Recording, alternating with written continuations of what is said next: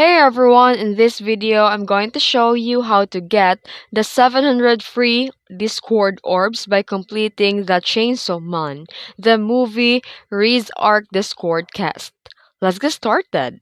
First, open the Discord and from the homepage, look for the cast sections or scroll down and open the Discover tab. Next, select the quest and then tap the View Quest.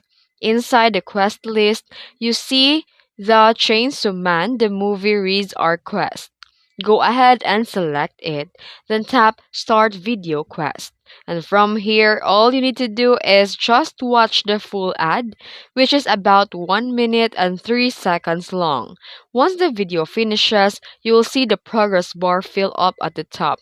And after that, claim the reward in the bottom right corner, and there's a small pop up will appear. Just select I am human, and that's it.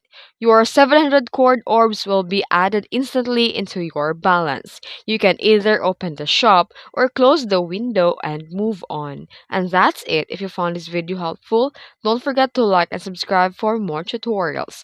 Thanks for watching.